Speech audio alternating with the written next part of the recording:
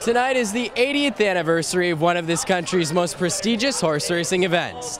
The Prince of Wales Stakes is the second jewel in the series that forms the Canadian Triple Crown. How do you describe the significance of this race? It's the single most important sporting event in the Niagara Peninsula area, and in terms of the Triple Crown, it's the second jewel of Canada's Triple Crown, followed by the Breeder Stakes in Toronto. What does it mean to be able to host this here in Fort Erie? Well, it's traditionally held here, as you know, but it just captivates the whole community. Everybody gets involved. We have a great crowd, we have entertainment, we have fun. The atmosphere is absolutely electric. Those in the stands tonight are joined by an international audience from across Canada and the United States.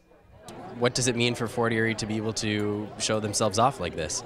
It's always important for a municipality to be able to raise its profile, and it's one of the ways that you can get word out about what's happening in your community and what opportunities exist in the community, not only for people to visit, but also for people to perhaps move here, for people to take a look at it in terms of business. And so you're right, this is an event that's broadcast across North America. Everybody knows about the Triple Crown in the US, the Triple Crown in Canada, and the Prince of Wales is a premier event. That's one of the reasons we switched from the Sunday to the Tuesday, because they don't have the competition in the simulcasting market. So all the tracks in the States will see Fort Erie, and as beautiful as it is, be impressed.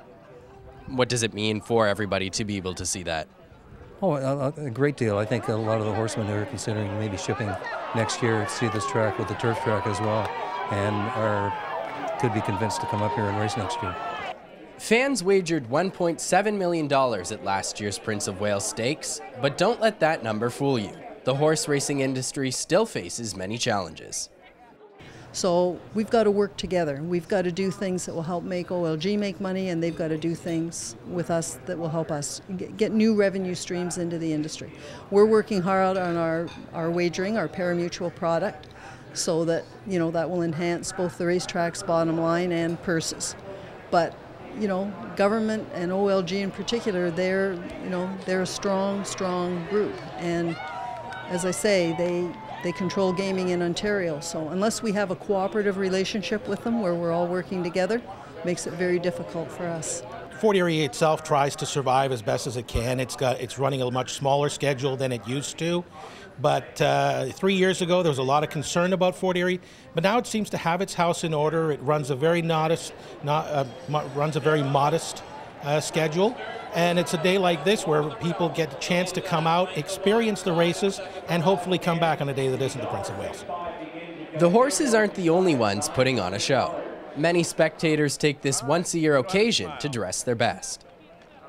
I'd say always look your best, always dress up, but for something more special like this, hat and heels.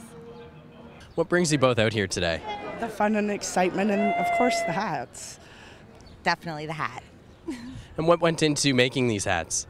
A lot of hard work, about 8 to 10 hours. Definitely a lot of hard work, planning it out, buying a dress. And why dress up for an event like this? It's fun. It's the horse races. I come once a year. I like to look the part, and it's how a lady should come to the horse races, ready to meet the queen. What draws you to come and see these races? Actually, I love horses. I've always loved horses, and I like to see them run. And we just said as we were pulling in, we're so glad that this is happening and it didn't close down, and we feel that the town should be supporting and investing into the track because we think it is awesome. Breaking Lucky claims tonight's first place prize worth $500,000.